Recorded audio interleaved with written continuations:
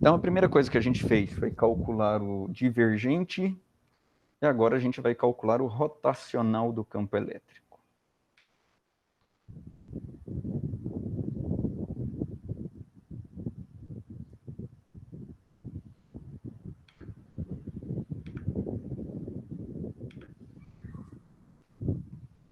Bom, calcular o rotacional do campo elétrico é simples, bem simples.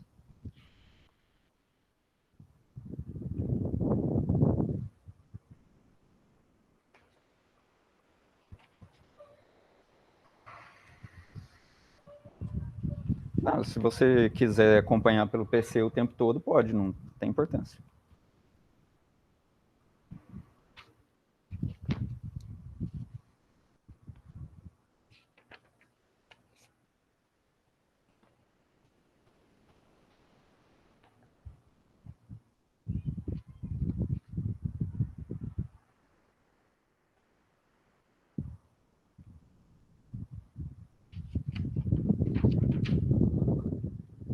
Bom, o que temos aqui, então, é o seguinte. Eu já estou compartilhando com vocês? Ainda não, né? Às vezes eu esqueço de fazer Ainda isso. não. Às vezes eu começo a aula e não estou compartilhando o negócio.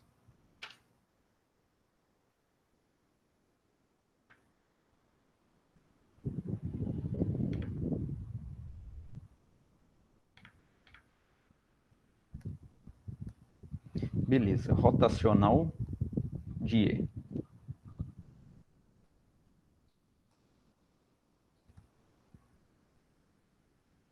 Do campo elétrico. Bom, primeira coisa, relacionado ao rotacional, está uma integral de linha. Então, isso vem desde as análises que eram feitas na mecânica, desenvolveram as teorias semelhantes para o campo vetorial do eletromagnetismo. Então, se a gente quer o rotacional do campo elétrico, isso está associado com o fato do campo elétrico descobrir se o campo elétrico é conservativo ou não. Então, é descobrir se a integral de linha dele ao longo de algum caminho, se for assim, ao longo de um caminho fechado, se a integral do campo ao longo de um caminho fechado der zero, ele é conservativo. Se não der zero, é porque ele não é conservativo. Se der zero, é porque não depende do caminho. É aquela ideia de que só depende das posições finais iniciais. Então, está associado com uma força que não realiza trabalho. Não é uma força que não realiza trabalho. É uma força conservativa, cujo trabalho num caminho fechado é zero. Não realiza trabalho se for num caminho fechado. E no caso, o que a gente vai fazer para avaliar o rotacional, então, é fazer uma integral de linha ao longo de um caminho que vai de um ponto A até um ponto B. E aí, definindo a posição do ponto A, a gente tem o vetor posição RA. E definindo a posição do ponto B, a gente tem o vetor posição RB.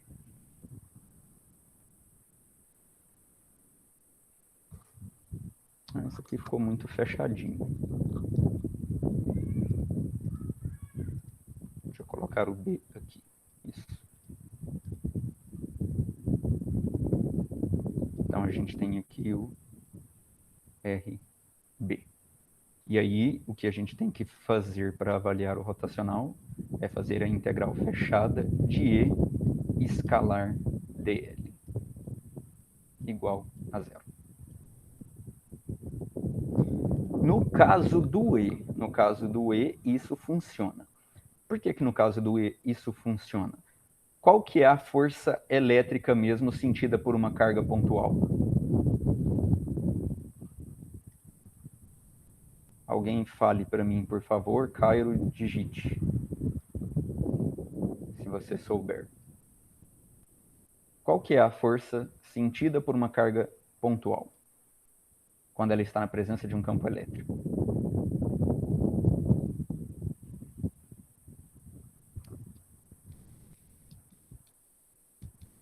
Vocês sabem disso. É 1 sobre 4πy,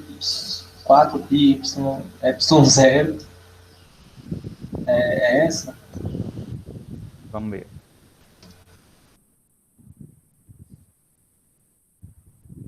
1 sobre 4π epsilon 0. O que mais? É a carga sobre o r ao quadrado? Não, a direção é chapéu. Isso aqui é o quê? Essa equação aqui é uma equação de quê?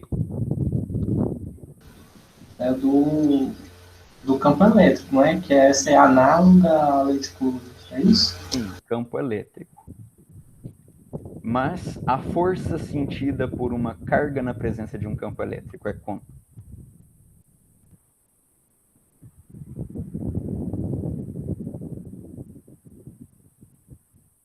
Isso aqui é o campo elétrico e ainda por cima não é qualquer campo elétrico.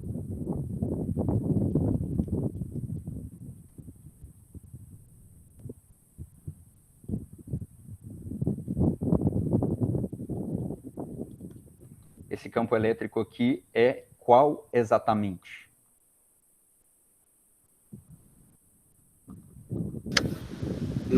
Na carga pontual. De uma carga pontual, exato. De uma carga pontual. Agora, o que eu estou perguntando aqui é qual é a força sentida por uma carga pontual na presença de um campo elétrico. Não falei nada sobre o campo elétrico. Eu só falei que a carga que está sentindo o campo elétrico é pontual. Mas não disse qual é a característica do campo elétrico que está atuando sobre a carga pontual.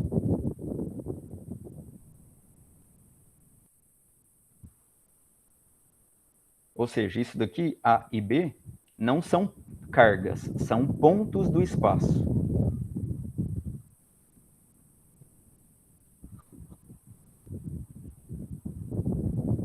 E vezes Q. Isso aí, Luan. Luan não, Caio, foi mais.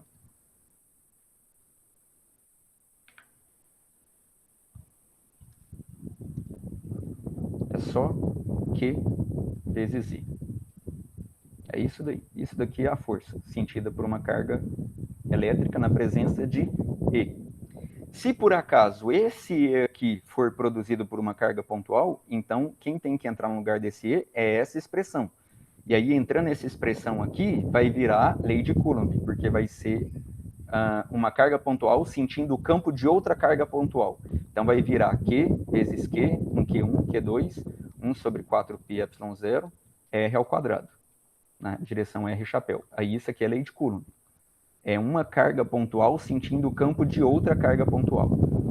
Assim é genérico, é uma carga pontual sentindo um campo que a gente não sabe que natureza ele é. Pode ser um campo uniforme. Se for um campo uniforme, com certeza não foi produzido por uma carga pontual.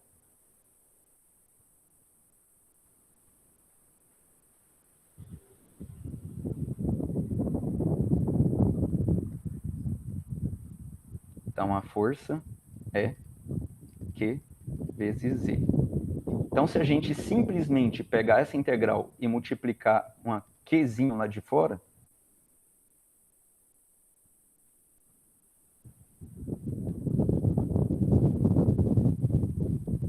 isso daqui vira integral de força escalar dl, que é trabalho e que, se for conservativo numa integral fechada, num caminho fechado, vai dar zero.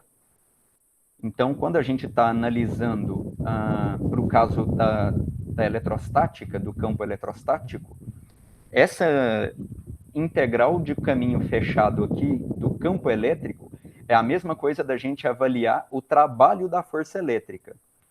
Porque o resultado que vai acontecer com essa integral é o mesmo resultado que vai acontecer com essa integral. O fato de ter uma constante aqui de fora não vai afetar nada. Não é a constante que vai mudar o resultado. Se a integral tiver que dar zero, vai dar zero. Não vai ser a constante que vai fazer ela dar zero. É porque a integral deu zero. Se essa integral deu zero, é porque essa integral de força deu zero. Se a integral de força deu zero, é porque o trabalho por um caminho fechado deu zero. E se o trabalho por um caminho fechado deu zero, é porque a força eletrostática é conservativa. Se a força eletrostática é conservativa, É porque o campo elétrico associado àquela força eletrostática é um campo conservativo.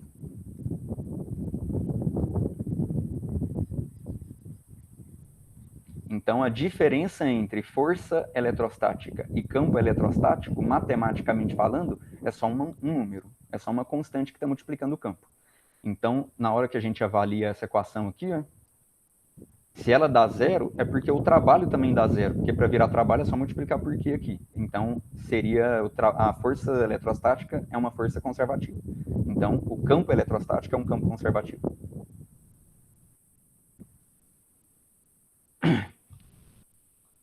Bom, mas o trabalho que vai do ponto A até o ponto B, não o trabalho.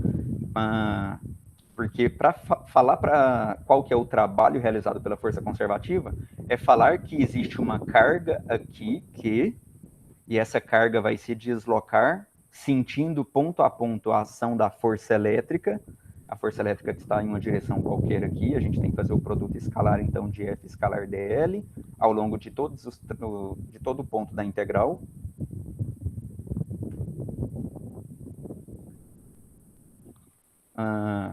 E aí a gente vai ver qual foi o valor do trabalho líquido. Mas para calcular o trabalho é preciso que exista a carga aqui. Tem que ter um Qzinho e assumir que esse Qzinho vai desenhar uma certa trajetória até chegar no ponto final. Realizar essa integral aqui não precisa da carga. Lembra que a gente já pegou a carga, colocou em evidência e sumiu com ela na integral. Não tem ela mais. Virou uma avaliação só do que está acontecendo com o campo elétrico e não com a força. Para analisar o campo elétrico não precisa de carga. O campo existe no espaço, independente de existir essa carga aqui para sentir esse campo ou não.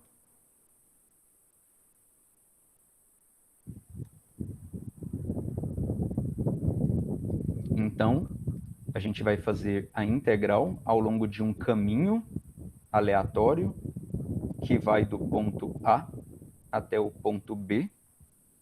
E aí, do ponto A até o ponto B, a gente tem o dl. O dl é sempre pedacinhos da trajetória, apontando sempre tangente à trajetória. E o campo elétrico é numa direção qualquer. Tipo, nesse dl aqui, a gente tem esse campo elétrico. E o campo elétrico e o dl formam um ângulo θ qualquer que deve ser levado em consideração no produto escalar aqui. Porque quem vai contribuir para essa integral vai ser somente a componente do campo que for paralelo à trajetória, ao deslocamento naquele ponto.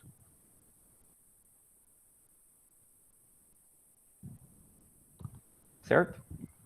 Então, ponto a ponto, a gente vai fazendo o produto escalar e vendo o que vai acontecendo com essa integral. Tipo, aqui a gente tem o dl, e vamos supor que nesse ponto o E esteja para cá.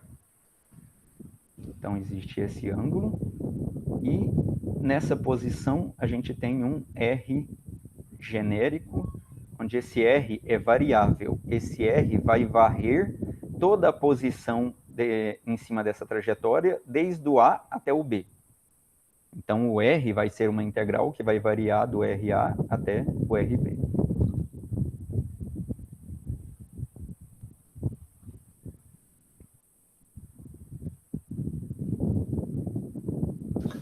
Como é que é aí, professor? O R ele vai variar do A até o B? Sim. Porque essa parte aí cortou, aí eu não peguei bem. É isso mesmo. O R ele vai variar desde a posição inicial A, aí a gente vai andando em cima da curva, e o R que vai falando em que ponto da curva a gente está em cada instante da integral, até chegar no RB. Então, esse R aqui vai do A até o B. É isso mesmo. E aí a gente vai ter que E escalar dl é igual a quanto? Bom, a questão é, eu falei que esse E é genérico, mas eu só falei que ele era genérico para ilustrar o fato de que essa integral aqui, ela é a mesma coisa de fazer a integral de um trabalho. A diferença seria só ter essa constante aqui do lado de fora da integral. Mas o que a gente vai estar interessado em calcular aqui realmente é essa integral com o campo de uma carga pontual. Então a gente vai colocar, por simplicidade do nosso problema, a carga pontual na origem, e aí a gente vai integrar qual que é o resultado do campo de uma carga pontual ao longo de uma trajetória aqui. Portanto, já que é o campo de uma carga pontual, esse desenho meu aqui ficou errado.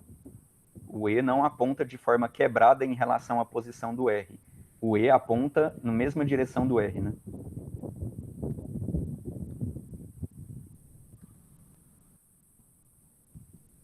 O E aponta para cá, na direção radial.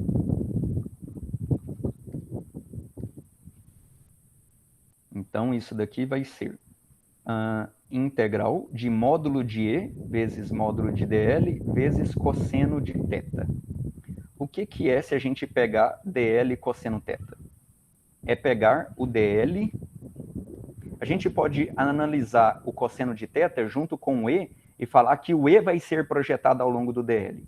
Mas aqui é mais fácil a gente falar que o cosseno de θ está sendo escrito junto com o DL e falar que a gente vai projetar o DL na direção do E. O E, já que ele é produzido por uma carga pontual que está aqui na origem, o E é sempre radial em torno dessa origem, né?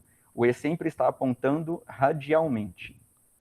Então, a direção do E é, em coordenadas esféricas, a direção de R chapéu. Consequentemente, se a gente sempre pegar o DL e fazer cosseno θ, a gente sempre está pegando o DL e projetando a componente do DL que é paralelo ao E, ou seja, a componente do DL que é na direção radial. Então, a gente tem que, fazendo DL cosseno θ, a gente está pegando a componente dr. É a componente que varia na direção radial do deslocamento. A componente do deslocamento que varia na direção radial. Por quê? Porque o DL, em coordenadas esféricas, ele é dr na direção R chapéu, mais R d θ na direção θ chapéu, mais R seno θ d φ na direção φ chapéu. Então, a gente está pegando só essa componente aqui quando a gente projeta na direção do campo elétrico, que é a direção radial. Então, dl cosseno θ vira dr. Então, a gente tem que fazer a integral de módulo de E vezes dr. E o campo de uma carga pontual é 1 sobre 4πε0, que eu posso colocar de fora também, dr sobre r ao quadrado, integrado de RA até RB. E aí é fazer essa integral de 1 sobre r ao quadrado, que dá quanto mesmo? Quanto é a integral de 1 sobre r ao quadrado?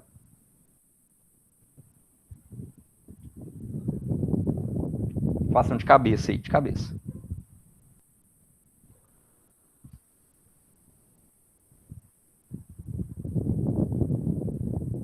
Quanto que é, gente?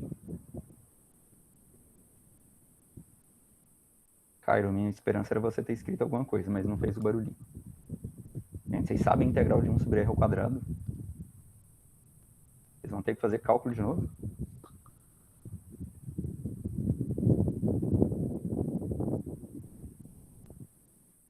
Vocês estão tímidos? Ou foram no banheiro? 1 sobre x, obrigado. Na verdade, menos, né? 1 sobre x negativo.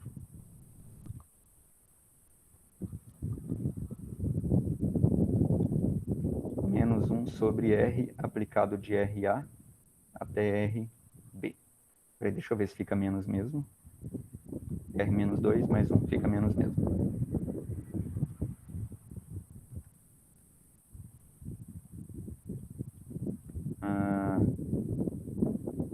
Então, a integral de RA até RB vai dar Q sobre 4πε0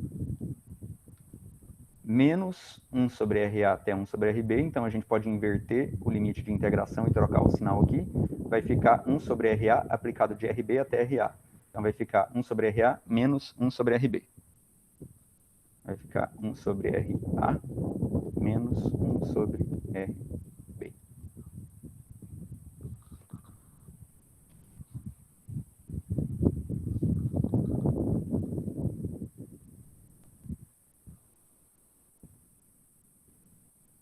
Isso daqui é a diferença de potencial. A gente chama isso de potencial. Antes de chamar de potencial, vamos só deixar esse resultado aqui e falar. Agora a integral do caminho fechado.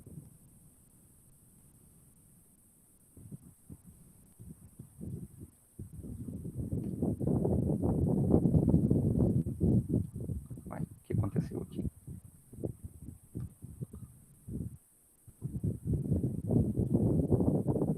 A integral do caminho fechado para RA igual a RB, porque se for um caminho fechado, o ponto inicial é igual ao final. Aí a gente olha para o resultado aqui e vê que se o RA for igual a RB, a integral do caminho fechado de escalar dl dá zero. E a gente zera esse parêntese aqui. E o que isso tem a ver com rotacional? O que essa integral aqui tem a ver com rotacional?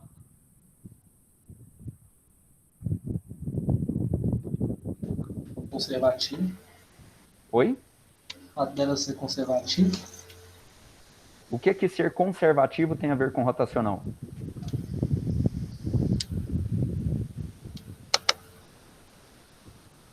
Ser conservativo tem a ver com o trabalho não depender do caminho. Ou seja, a gente define isso daqui como tendo relação com o trabalho, só faltou a constante. Então, se deu zero, é porque o trabalho da força relacionada a esse campo é zero e o campo é conservativo. Quer dizer que se a gente fizer um deslocamento e voltar para o mesmo ponto, não teve trabalho realizado. Então, o campo é conservativo, mas o que o campo ser conservativo tem a ver com rotacional? Por que rotacional ser zero também significa campo ser conservativo? Rotacional ser zero significa que o campo é conservativo justamente por causa dessa integral dar zero. Então, rotacional ser zero tem relação com o campo ser conservativo, porque essa integral dá zero. Essa integral dá zero significa que o campo é conservativo porque o trabalho realizado foi zero.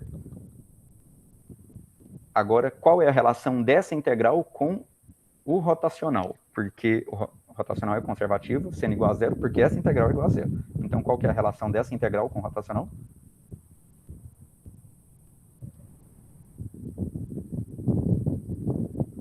Teorema de Stokes. Teorema de Stokes relaciona a integral diária de um rotacional de alguma coisa, integrado ao longo de uma superfície aberta, uma superfície S, e fala que essa integral é igual a gente fazer a integral no contorno fechado, que é o contorno que limita essa superfície aqui da integral da esquerda. Então, a integral na superfície é igual à integral de linha que limita aquela superfície do campo sem o rotacional. Isso é o teorema de Stokes. Então, se a gente tem uma superfície aberta,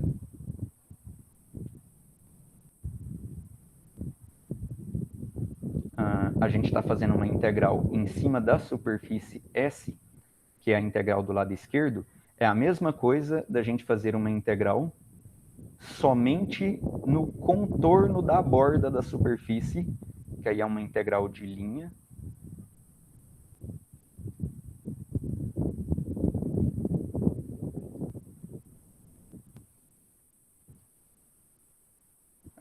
Do campo sem o rotacional.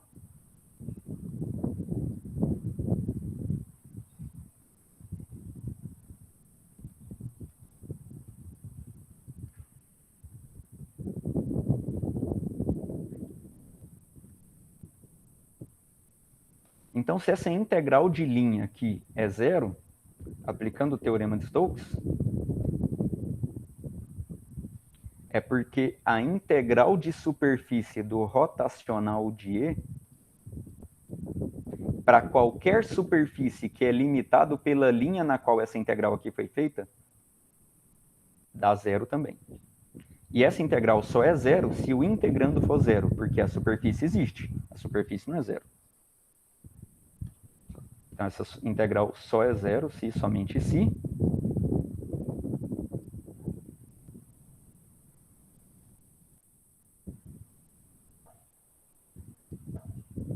o rotacional de E for zero. Por que o rotacional de E ser zero implica que ele é conservativo? Porque essa integral é zero. E essa integral é zero implica ser conservativo, porque implica que o trabalho é zero para um caminho fechado. Então, a definição mais básica de campo conservativo é a do trabalho. Não é olhando para isso daqui que a gente define se o campo é conservativo. Porque nem sempre ter um rotacional igual diferente de zero significa que o campo não é conservativo. Por exemplo, campo magnético. Campo magnético, o rotacional de B é diferente de zero. Porém, B é conservativo. Porque o trabalho realizado pelo campo magnético, pela força magnética, continua sendo zero. O trabalho realizado pela força magnética continua sendo zero. Mas o rotacional do B não é zero.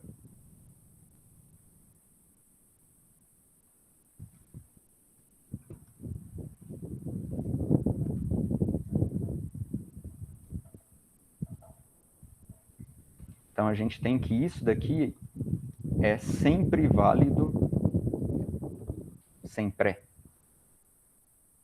válido na eletrostática.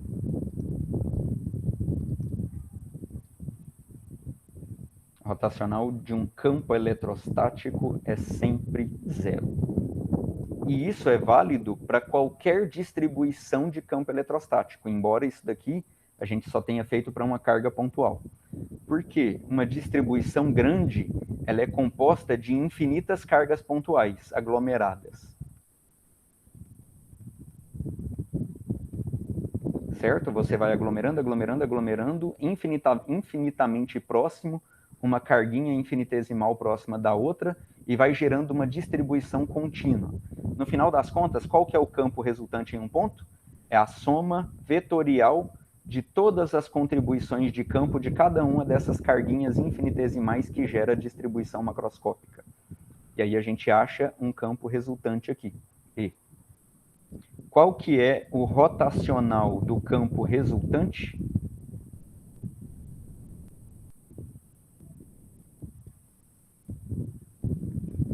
Bom, vamos falar, em vez de um campo contínuo, falar de cargas pontuais.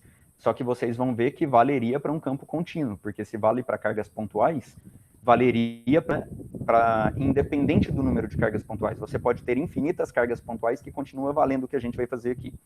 Então, basta que você coloque infinitas cargas pontuais com valor bem pequenininho e aglomere elas bem próximas umas das outras para ter uma distribuição contínua de cargas. Mas vamos supor que a gente tem um monte de carga pontual.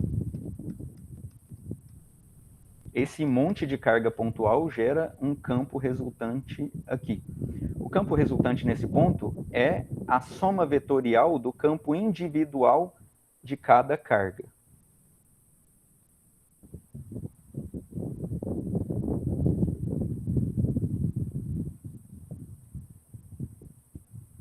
E assim por diante. Eu estou até desenhando esses campos aqui muito grandes para dar uma resultante pequena, né? Não era para ser tão grande assim esses campos individuais. Mas o que é o campo resultante? É a soma vetorial. Então a gente poderia fazer assim. Ó. O campo resultante é o campo da carga 1 mais o campo da carga 2 mais o campo da carga 3 e assim por diante. E consequentemente, como uma propriedade do rotacional, o rotacional da soma é igual à soma dos rotacionais.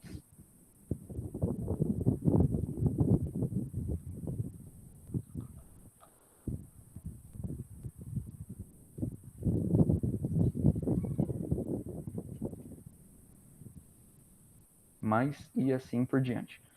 Agora sim, isso daqui ele é o rotacional de uma única carga pontual e a gente mostrou que o rotacional de uma carga pontual é zero. Então, esse cara sozinho é zero, esse cara sozinho é zero, esse cara sozinho é zero. Portanto, independente do número de cargas pontuais que você aglomerar aqui, o rotacional do campo resultante também vai ser zero. Porque independente do número de cargas pontuais, o rotacional de cada um deles isolado vai ser zero. Então, sempre o rotacional de um campo eletrostático, independente de qual é a resultante, porque independente de qual foi o formato da distribuição de carga que gerou ela, ele também é zero, o rotacional dele.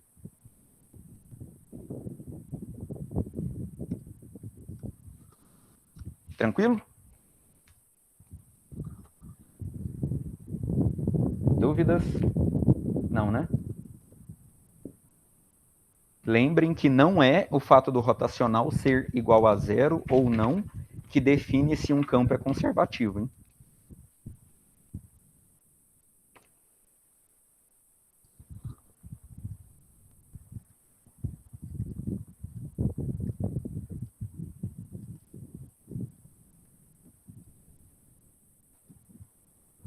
Potencial elétrico. Bom, o rotacional de E é sempre zero. A integral fechada de E escalar dl é sempre zero. Sempre na eletrostática. Na eletrodinâmica, não. Se as cargas começarem a andar, isso não dá zero mais. As cargas têm que estar paradinhas na eletrostática. Portanto, a gente tem o seguinte, quanto que deu a integral de RA até RB de E escalar dl? Agora não é no caminho fechado mais, é de novo de um ponto A até um ponto B. Tinha dado Q sobre 4π ε0, 1 sobre RA, menos 1 sobre RB, né?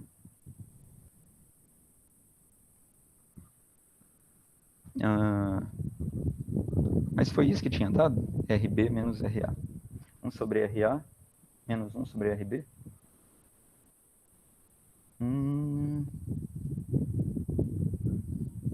Eu fiquei um pouquinho na dúvida agora com esse sinal.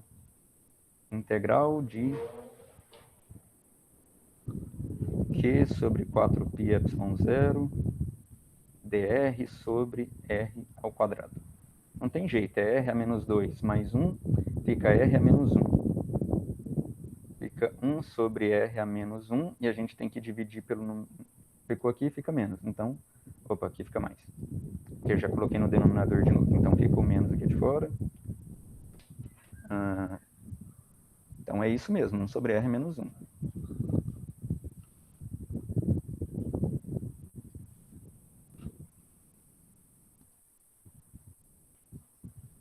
Aplicado de RA até RB. Então, é RB menos RA. Eu estou achando que eu apliquei errado. Lá em cima, onde eu deixei RA menos RB, eu tenho que... Não, tá certo, né? Eu inverto para trocar o sinal.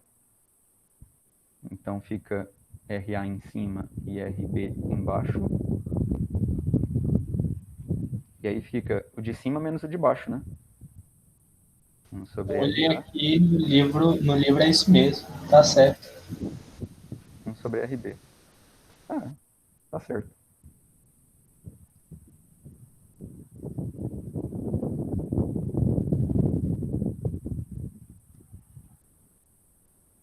Sobre RA menos 1 sobre RB.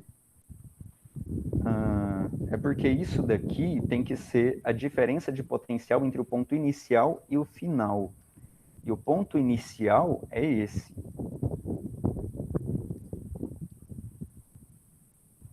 E esse é o ponto final. Isso daqui a gente define como sendo dependente, essa integral é resultado somente dos pontos finais e iniciais. não depende do caminho. Como não depende do caminho, a gente associa a esses valores que vão depender somente do ponto inicial e final, uma função que depende só da posição. Então, aqui, a integral do ponto inicial até o ponto final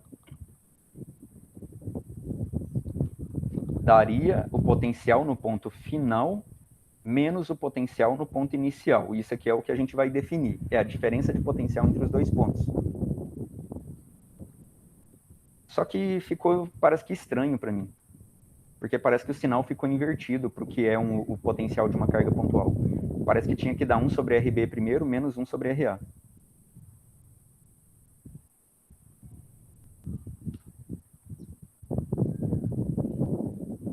Esse sinal está me confundindo agora. Porque qual que é o potencial de uma carga pontual? Q sobre 4πε0R, né? Esse é o potencial de uma carga pontual. O potencial de uma carga pontual não é menos Q sobre 4πε0R. Então, só que do jeito que está aqui, está parecendo que é o menos Q.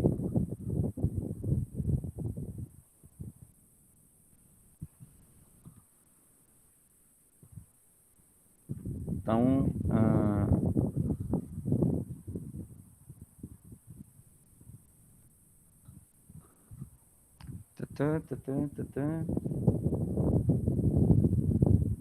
não ficou parecendo que é o menos?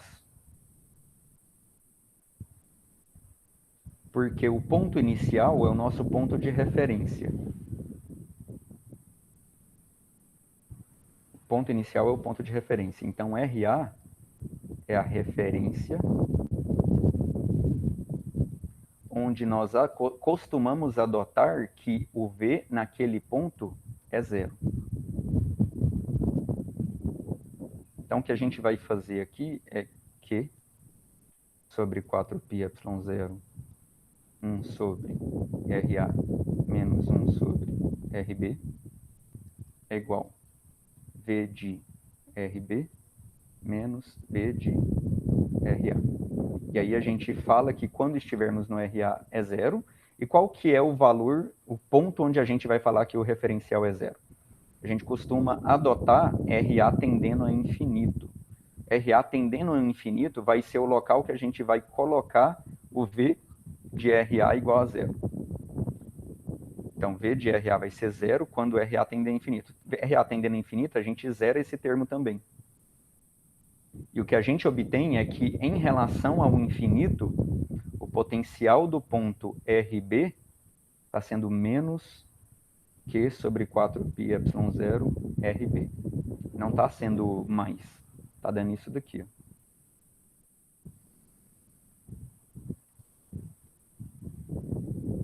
Não está dando isso. É isso que eu tenho que pensar o que está dando errado nesse sinal. Qual que é o pepino aqui? Acho que tem um problema matemático aqui, é uma questão de matemática.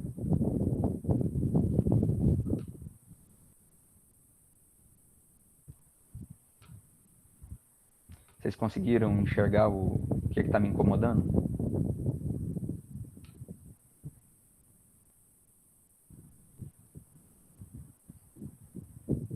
O livro está certo, só que o livro não avança nas contas, né? O livro mostra isso. Ele não mostra desse jeito, né? Ele não mostra essa igualdade aqui. Essa igualdade pressupõe que o potencial é negativo.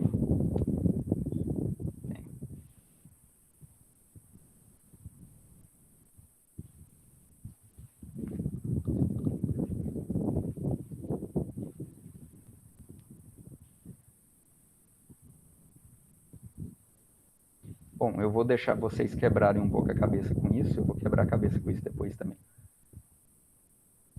Vamos passar batido nessa parte. Eu lembro que eu já pensei nisso antes, eu cheguei numa conclusão, mas eu esqueci que eu pensei nisso antes. E esqueci que eu ia precisar disso agora.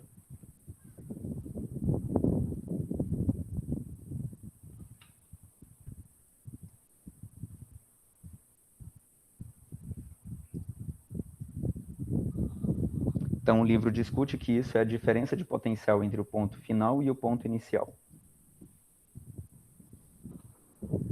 Portanto, do teorema fundamental do gradiente, teorema fundamental do cálculo, na verdade, para gradientes, lá no capítulo 1. A gente tem o seguinte, que uma diferença entre duas funções, ou melhor, é a mesma função, mas aplicada em dois pontos diferentes, né? Ela é igual à integral entre os dois pontos do gradiente da função escalar dl. Isso aqui é o teorema fundamental do cálculo para gradiente.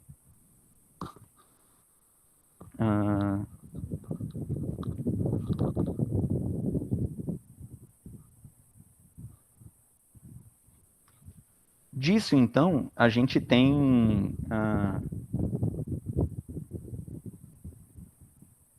que podemos igualar essa segunda equação com essa primeira aqui. Porque a diferença de potencial a gente define como sendo essa integral.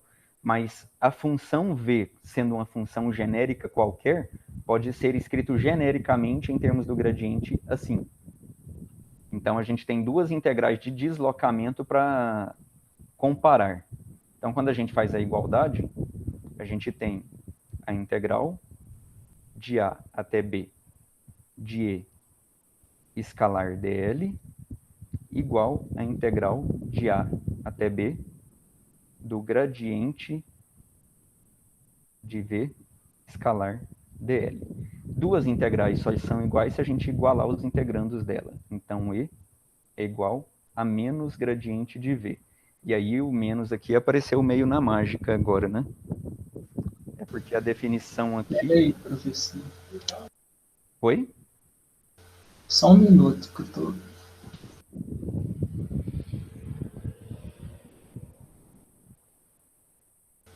Volta lá, por gentileza, rapidinho, só para me olhar uma coisa. Não, eu voltei para ver só se tinha alguma coisa escrita lá pelo Caio. Ah, tá.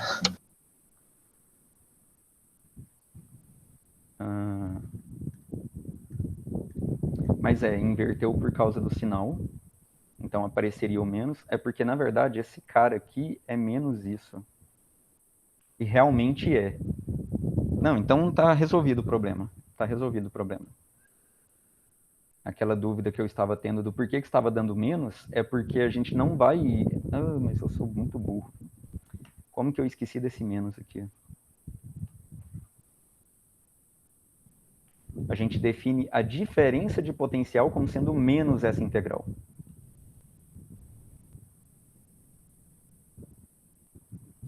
E agora aquele menos que eu estava tendo problema naquela conta que eu apaguei, não dá problema mais. Aquele menos aparece mesmo, é para aparecer. E aí some com esse menos aqui.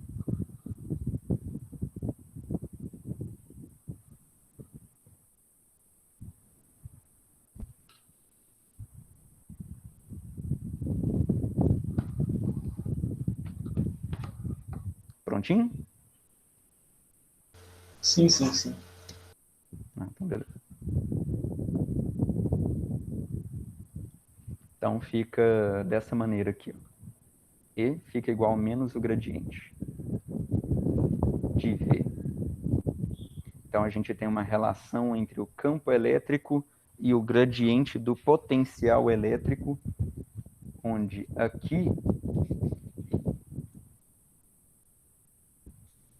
a gente definiu o potencial.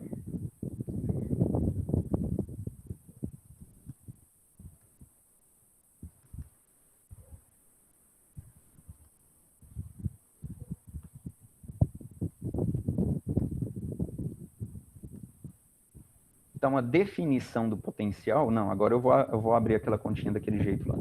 A gente tem que a integral de E escalar dl do ponto A até o ponto B realmente dá Q sobre 4πε0, 1 sobre RA, menos 1 sobre RB.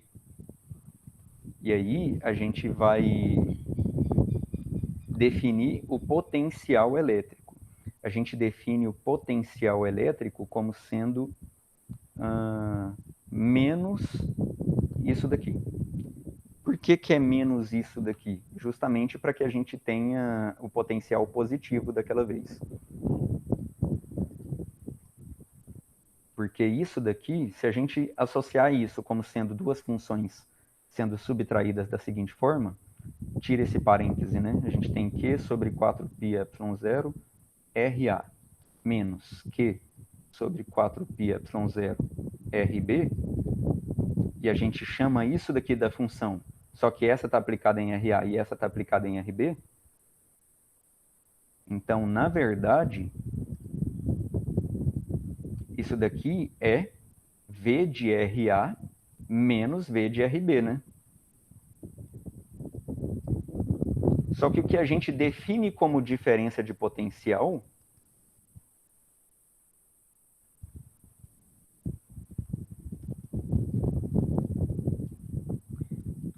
é o potencial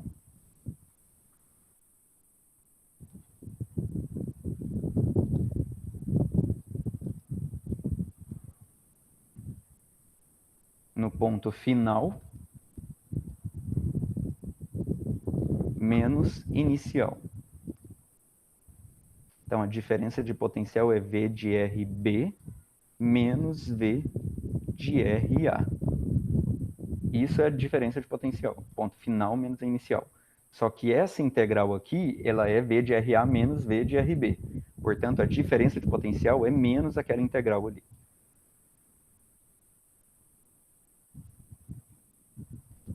E agora sim, a gente compara diretamente com essa daqui. E aí já tem o menos nela.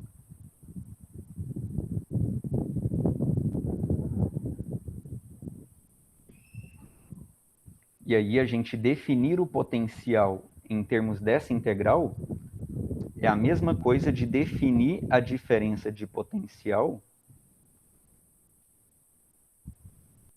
como sendo a diferença de energia potencial por unidade de carga.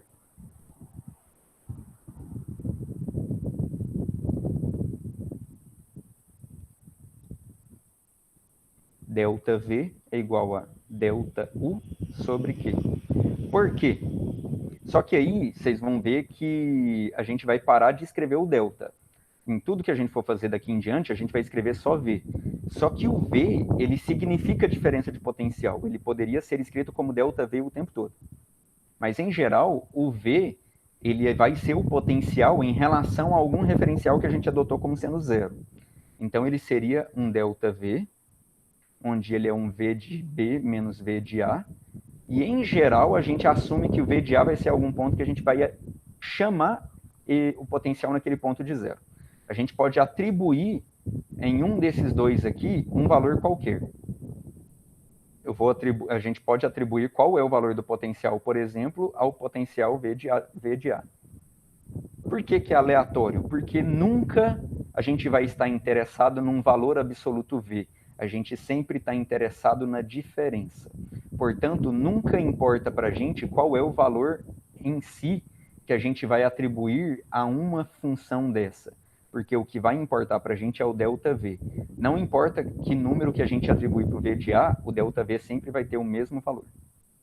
Porque o valor que a gente atribui ao V de A, o V de B vai corrigir aquele valor, fazendo com que a diferença sempre dê o mesmo resultado. Só que, para a gente fazer os cálculos, a gente tem que assumir um valor para o V de A. Não adianta deixar o V de A como incógnita. Você chuta um valor para ele e o V de B ele aí se adequa àquele valor, fazendo com que o delta V fique sempre o mesmo valor. Fique sempre a mesma diferença entre aqueles dois pontos. Como se fosse uma régua.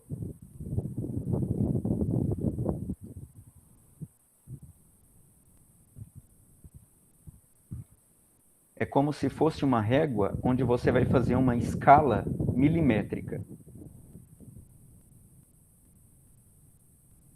você vai usar essa régua para medir o tamanho de objetos. Então, você tem um objeto aqui, por exemplo, que você quer medir esse comprimento dele. Importa aonde está o zero da régua? Não importa. O que importa é que o espaçamento entre a graduação da régua seja sempre o mesmo. Então, você pode confiar que a graduação é milimétrica. Você pode confiar que cada espaçamento entre uma graduação e outra é 1 milímetro. Agora, onde está o seu referencial não importa. Você pode colocar o zero aqui no primeiro risquinho, e isso aqui vai ser uma régua de 30 centímetros. E aí você usa essa régua, você pode colocar o zero bem aqui, e você vai fazer a leitura de que aqui é 10 centímetros. Beleza, você fez a leitura diretamente na régua, onde caiu exatamente nesse ponto aqui, afirmando que era 10 centímetros.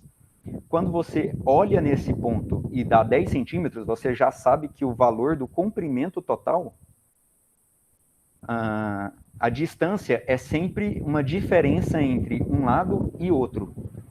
Distância também não existe distância absoluta. Distância é sempre a distância entre dois pontos. A mesma coisa é a definição de potencial. Potencial, não existe um potencial absoluto, é sempre a quantidade entre dois pontos. É sempre um valor relativo. Distância também é sempre um valor relativo. Então, a distância, o comprimento, é sempre entre um ponto e outro. Se você coloca o zero aqui, o valor que você lê na régua já é de cara a diferença entre a distância desse ponto e desse ponto.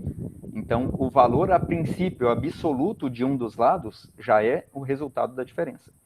Só que se você alinhar aqui no 8 centímetros, você alinhar nessa extremidade aqui, isso não vai afetar o fato de que o comprimento desse objeto é 10 centímetros, porque se você trocou o seu referencial como sendo 8, agora você não está alinhando mais com 0, você vai ler que a outra extremidade vai coincidir aqui no 18. Então, a outra extremidade se ajusta automaticamente de acordo com aonde você põe o seu referencial no primeiro ponto. E aí, você faz a diferença e sempre dá a mesma coisa, 10 centímetros.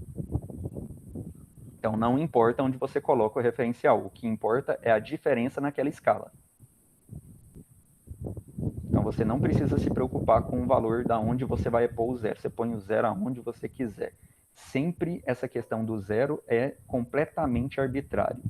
Então, o ΔV aqui não importa. A questão é, por que, que o ΔV é exatamente igual ao ΔU sobre Q? Vocês lembram disso? O fato de eu ter falado que eu vou definir a diferença de potencial como menos isso, é a mesma coisa de definir do que isso aqui embaixo, como sendo diferença de energia potencial.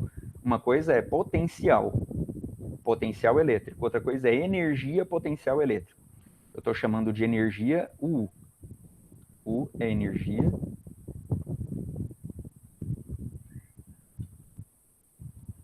potencial e o V é potencial só. São coisas diferentes. Vocês lembram por que é ΔU? Conseguem pensar aí?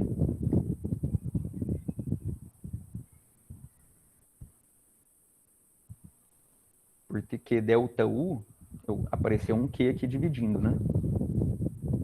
Então, vamos lá no V. Vamos aqui nessa expressão. Ó. V está relacionado com o trabalho da carga elétrica. Pronto, fechou.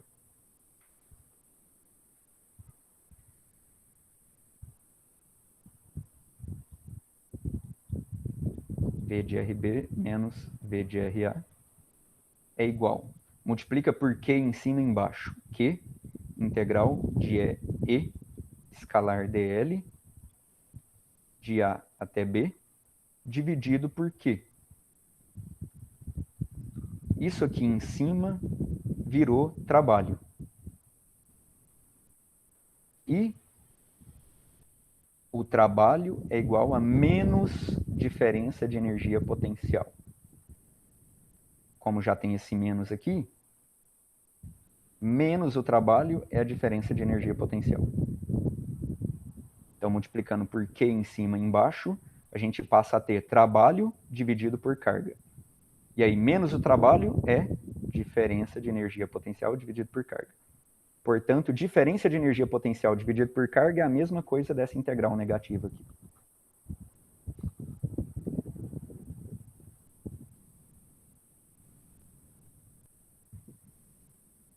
Então, lembrar dessa relaçãozinha de potencial e de energia potencial também é importante, porque ela é simples e útil, a gente usa ela bastante.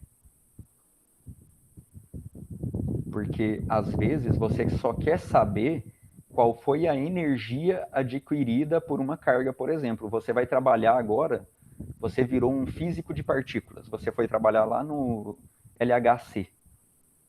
Você está fazendo uma pesquisa muito foda e você precisa fazer uma continha simples, que é, você acelerou uma partícula, essa partícula, você não sabe qual é a velocidade que ela atingiu, mas você quer saber. Mas o que você sabe? Você sabe que ela chegou de um ponto ao outro, e você sabe que nesse ponto aqui o potencial elétrico é 0, e nesse ponto aqui o potencial elétrico é 10.000 volts. Então, você sabe que a diferença de potencial nessa distância de 10 metros é 10.000 volts, por exemplo. Porque esse é o tamanho do tubo, do espaço que a sua carga lá tinha para ser acelerada. Naquele pequeno compartimento do acelerador de partículas. A sua carga tem um valor conhecida, o Qzinho é conhecido, e aí você quer saber qual é a velocidade que a sua carga atinge quando percorre os 10 metros. Como que você encontra isso? É só encontrar a energia. A energia é o quê? É a carga vezes a diferença de potencial. A sua carga talvez tivesse uma velocidade conhecida, ou talvez tivesse partido mais ou menos do repouso. Às vezes você pudesse ter considerado que partiu do repouso. Ela saiu desse ponto de potencial 0, foi sendo acelerada, até que chegou aqui num potencial de 10.000 volts. Você não precisa saber quanto tempo ela gastou, qual foi a aceleração, essas coisas todas. Você só precisa saber que a diferença de potencial entre o ponto inicial e final é 10.000 volts, e o valor da carga é tanto. Faz essa continha, você sabe qual foi a energia que ela adquiriu nesse intervalo aqui. Então, você sabe com que energia ela chegou nesse ponto. Se você sabe com que energia ela chegou nesse ponto, essa energia é cinética. E aí você acha a velocidade dela. Pronto, é uma coisa bem bobinha. Isso aqui é importantíssimo a gente ter sempre em mente.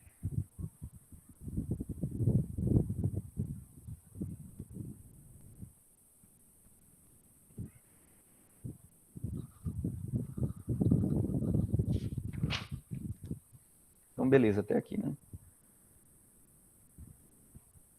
Então, isso aqui é definição de potencial elétrico. Então, o potencial elétrico, ele te fala qual vai ser a energia que a carga vai adquirir, ou melhor, a energia por unidade de carga que uma carga vai adquirir se ela se deslocar entre aqueles dois pontos daquela diferença de energia, de potencial elétrico. Então, você tem uma diferença de potencial elétrico. Se uma carga se deslocar entre os dois pontos dessa diferença de potencial elétrico, o que ela está te informando é qual vai ser a energia por unidade de carga. Qual que é a diferença de potencial para energia potencial, então? O potencial é uma propriedade do espaço. Ela existe mesmo sem carga, porque ela é uma propriedade de onde existe campo elétrico. Existe campo elétrico, existe o potencial, porque existe, de certa forma, a palavra é adequada. Existe o potencial de, se você colocar uma carga lá, aquela carga adquirir uma certa quantidade de energia. Só que não tem energia porque não tem carga. Só vai ter energia concretamente se você pôr uma carga lá concretamente. Pois a carga tem energia. Sem carga, a energia é zero. Mas mesmo que a energia seja zero, isso daqui é diferente de zero. É isso que tem que tomar cuidado, porque isso parece incoerente do ponto de vista dessa igualdade da equação. É porque não é incoerente do ponto de vista da interpretação do significado entre potencial e energia potencial. Essa igualdade aqui, ela está relacionando quando a gente colocar uma carga e fizer surgir uma energia. Mas a energia só existe com carga, o potencial existe mesmo sem carga. É uma propriedade do espaço.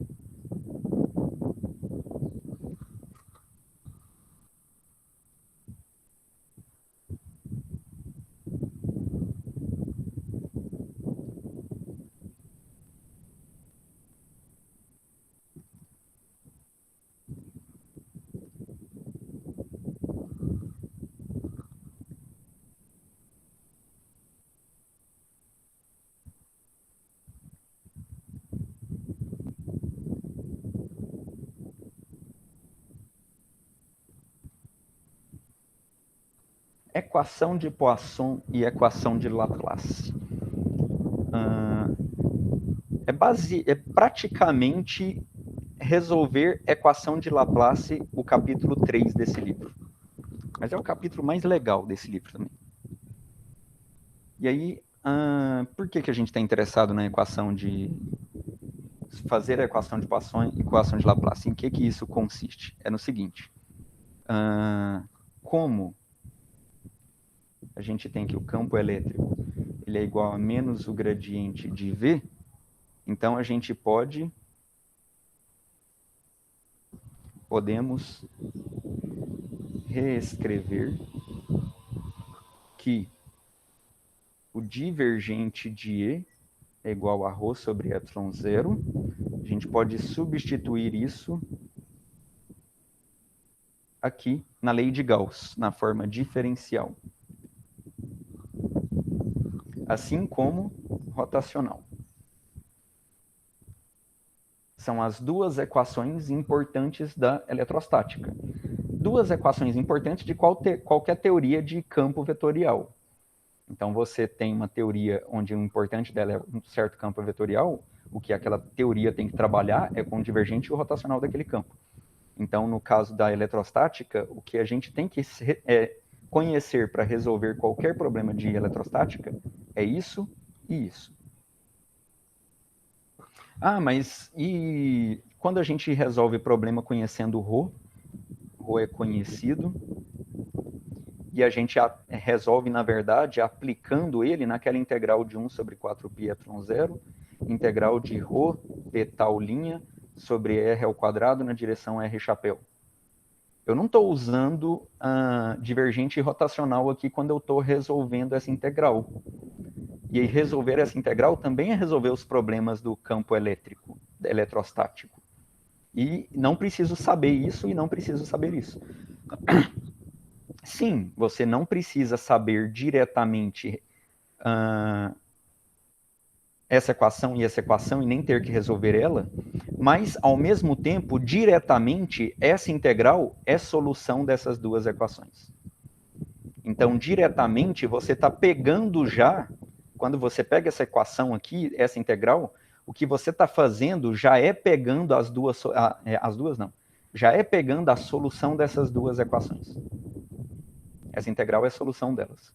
Então, de certa forma, você já está pegando o resultado que seria o resultado dessas duas equações diferenciais. Então, você está pegando algo que satisfaz essas duas equações diferenciais. O negócio é que quando essa integral não permite ser resolvida, você tem que obter, de outra maneira, a solução dessas equações aqui, diferenciais. Substituindo E igual a menos gradiente de V na lei de Gauss, a gente tem menos divergente do gradiente de V. Isso é igual a ρ sobre epsilon zero. Vocês lembram o que é o divergente do gradiente?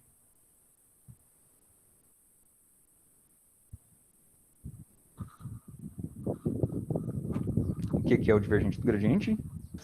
Aí eu não tenho certeza, mas acho que é o Laplaciano. Laplaciano. Pode falar sem certeza mesmo, então, que você não vai ganhar nada, mas vai ficar feliz por ter acertado. Então, Laplaciano de V é igual a menos ρ sobre ε0. Isso daqui é o que a gente chama de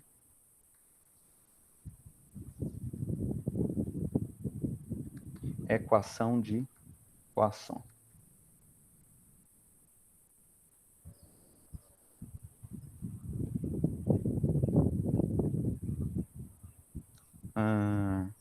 E agora, substituindo no rotacional, o rotacional do gradiente de V dá quanto? Vocês lembram da solução dessa continha aí? Rotacional de um gradiente?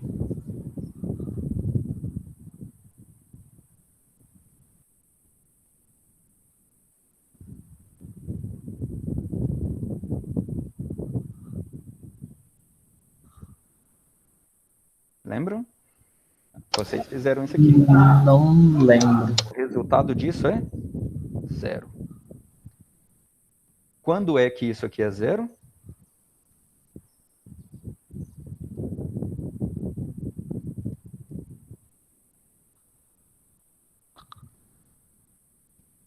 Quando isso é zero? Sempre, porque a gente nem falou nada a respeito de qual é a cara dessa função potencial aqui. Pode ser qualquer função potencial. Vai ser sempre zero. Independente da função, o rotacional do gradiente é sempre zero. O rotacional do gradiente é sempre zero. Na verdade, isso aqui não é nem coincidência, foi exatamente daqui que a gente tirou o gradiente. Porque a gente fez a integral fechada de E escalar dl, né, dá zero. A integral fechada de E escalar dl dá zero é a mesma coisa de que o rotacional de E igual a zero. E foi da integral fechada de E escalar a integral fechada de E escalar dl ser zero, que igualando isso com o teorema fundamental do cálculo para gradiente, que a gente fez que o E é igual a menos o gradiente. Porque aquela integral é zero. Só por causa disso que o E é igual a menos o gradiente. Porque as duas integrais são iguais. Então, nesse caso aqui, isso não é útil.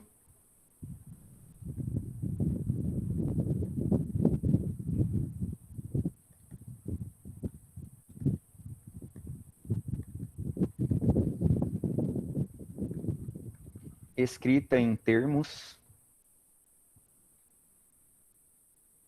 do potencial elétrico. Como assim não é útil? É porque a gente não precisa resolver ela. Na verdade, ela já está resolvida. Resolvida está. A gente tem que... O fato de escrever o E como menos gradiente de V resolve automático isso daqui, ó, porque o rotacional do gradiente é sempre zero. Quando a gente substitui o E como um gradiente, isso automaticamente já está satisfazendo o fato de que o rotacional de E tem que ser zero. Agora, a gente tem que encontrar a solução dessa equação para satisfazer qual é o V que satisfaz essa equação. Porque essa daqui já está satisfeita. Para qualquer V, essa equação da direita está satisfeita. Agora a gente tem que encontrar um V que satisfaz essa daqui, que é a mesma coisa que satisfazer a da esquerda, né, que é a lei de Gauss. Essa daqui.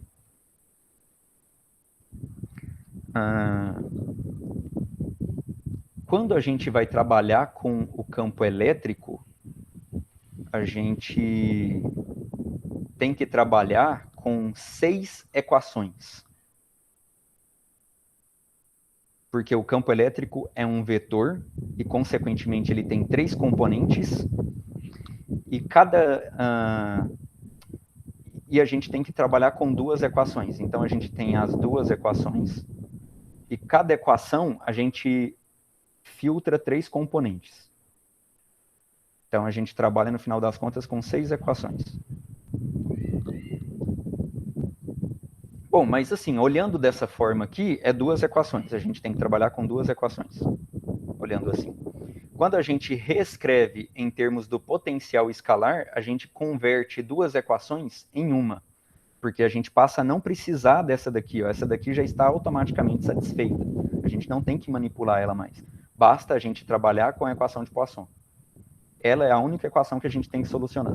Então, escrever o campo elétrico em termos do potencial elétrico é útil, porque a gente deixa de trabalhar com vetor e passa a trabalhar com escalar, que é mais fácil, porque vetor tem componentes e o escalar não tem, é mais fácil trabalhar com escalar. E, em termos de resolver equações diferenciais, a gente não precisa resolver duas equações diferenciais, basta resolver uma. Só surge uma complicação aí como efeito colateral desse procedimento, de trocar duas equações por uma. Porque antes, embora fossem duas equações, eram duas equações de primeira ordem. Né? Essa equação aqui e essa equação aqui eram de primeira ordem. Aí a gente trocou por uma de segunda ordem, que é o Laplaciano, que são derivadas segundas aí. Então aí agora a gente tem que resolver a equação diferencial de segunda ordem, e não de primeira. Mas ainda assim é mais fácil.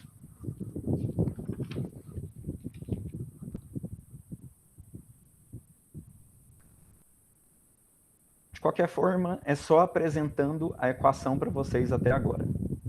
E a equação de Laplace que está aqui no título? Equação de Poisson e equação de Laplace. A equação de Laplace é quando o Laplaciano é igual a zero. Laplaciano de V é igual a zero. Quando é que isso acontece? Quando a gente está calculando o potencial numa região do espaço que não tem distribuição de carga, não tem ρ.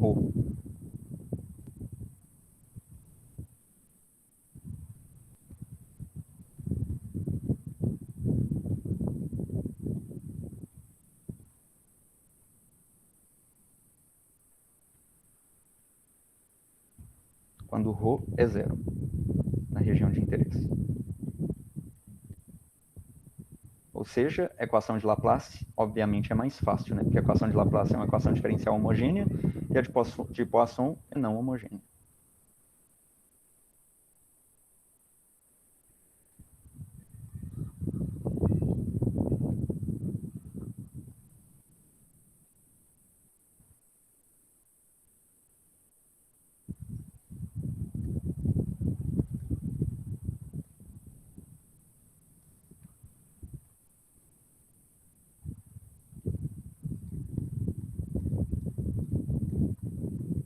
Potencial de uma distribuição de cargas.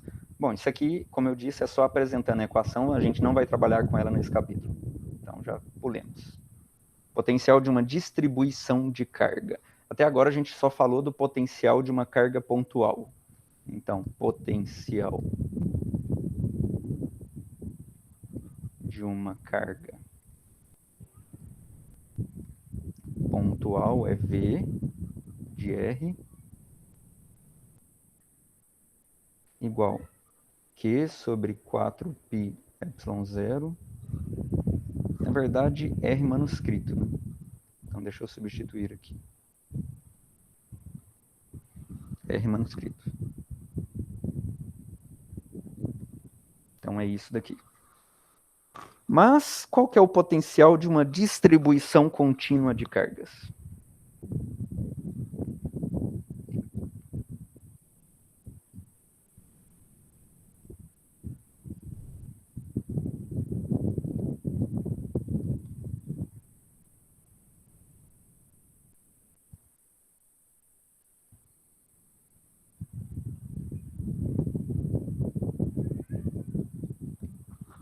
Então, qual que é o potencial dessa distribuição de cargas aqui?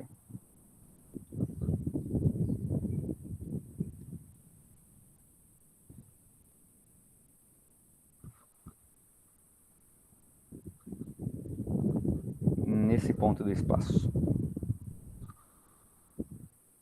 A. E em relação a esse sistema de coordenadas.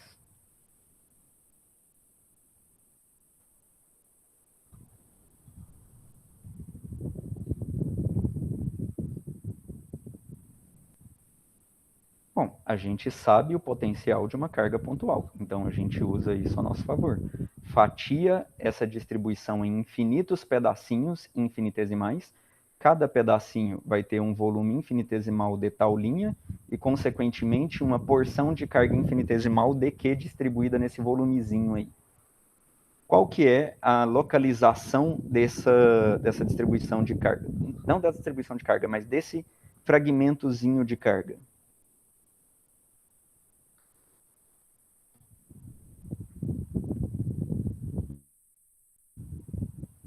Ele é dado por esse vetor R', e a posição do ponto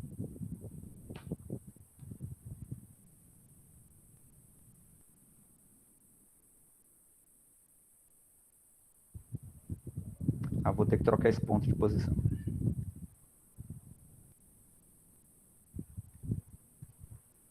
A posição do ponto que a gente quer calcular, o potencial,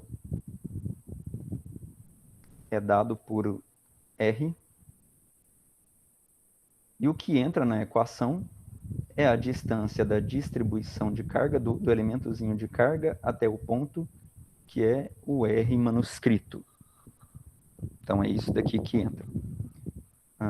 Então, a contribuição desse pedacinho de carga para o potencial vai ser um dV, que é igual a um dq sobre 4π ε0 R. Só que a gente pode escrever o dq nesse caso aí como sendo um ρ de tal linha, que a gente está pensando na distribuição volumétrica de carga. E aí a gente integra dos dois lados, do lado esquerdo é Vzão, do lado direito vai ser 1 sobre 4π ε0, que pode sair da integral, integral de ρ de R' de tal linha sobre R. Então a gente resolve essa integral aqui e está tudo resolvido. Estamos de acordo. A gente só tem que trocar esse ρ de tal aqui, que é para uma distribuição volumétrica, por sigma dA, caso a gente esteja trabalhando com a distribuição superficial,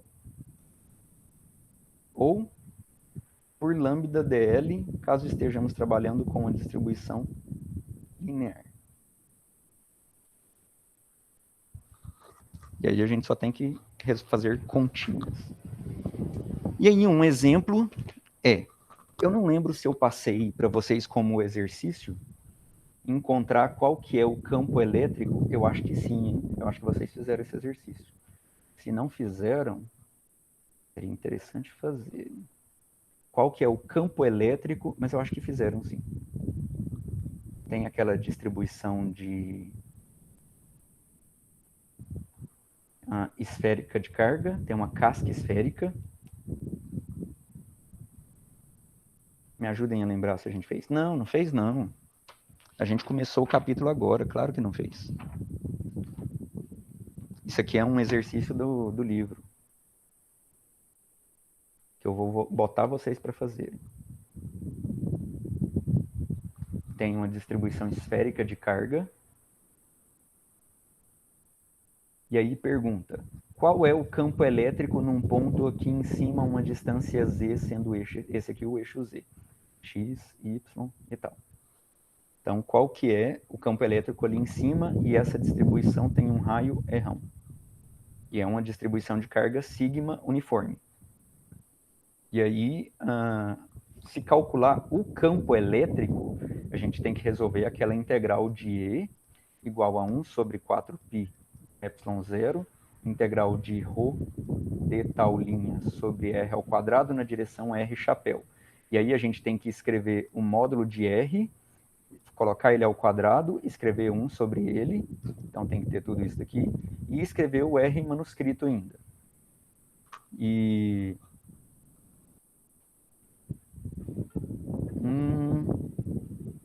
beleza, tem essa situação. E aí, por exemplo, se a gente pega esse pedacinho de carga aqui em cima, aí a gente tem que escrever a posição dele, e o campo que ele produz é um campo que forma um certo ângulo aqui. Não vou escrever θ, porque o θ tem um outro significado aqui no sistema de coordenadas esféricos, né? Um ângulo alfa. o θ é o ângulo que vai daqui até, por exemplo, para esse R', que identifica a posição do elemento de carga, tem um θ aqui, e o R seria o próprio eixo Z, seria um vetor Z aqui em cima. Então, a gente tem que fazer a projeção ainda. Essa componente de campo, essa pequena porção de campo DE, produzido somente por esse elementozinho de carga, tem que ser projetado na direção vertical. Porque sempre vai ter um elemento de carga DE simétrico aqui, que ele vai produzir um vetor oposto, cuja componente horizontal se cancela, mas as componentes verticais se somam. Então, a gente só vai calcular a componente vertical e vai fazer a integral para essa integral aqui do campo elétrico. Mas o exemplo do livro, agora que a gente chegou nessa parte de distribuição volumétrica, é justamente fazer o mesmo cálculo, só que usando a integral de potencial. Ah, é pouca coisa, é quadrado e não tem o R chapéu? Pois é, isso faz uma diferença danada. E não é só isso também. Na verdade, não, é só isso sim. Porque esse R chapéu aqui faz com que você esteja trabalhando com um vetor de 3 componentes. E deixa a integral mais canseira. Essa integral do potencial aqui, ela não é fácil. Na verdade, ela não é muito mais fácil do que essa daqui. Ó. As duas são semelhantes em dificuldade. Mas a maioria dos problemas, essa daqui é mais fácil, e eu não tenho lembrança de algum problema onde calcular o potencial seja mais difícil do que calcular diretamente o campo elétrico. Então, como exercício, faz parte da lista que eu vou colocar para vocês, calcular o campo elétrico diretamente nessa distribuição esférica de carga, nessa casca esférica, e como exemplo, logo a seguir que está no livro, é calcular a mesma coisa, mas por potencial, e aí tendo potencial, você encontra o campo fazendo menos o gradiente. E aí daria o mesmo resultado daquilo. Mas eu não vou começar isso agora, porque já acabou o nosso horário. Então, aula que vem a gente faz esse exercício.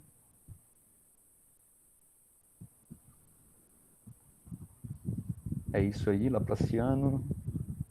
O cara tá sabendo de tudo. Dúvidas?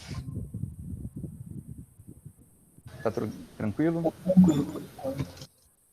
Então, tomara que continue assim.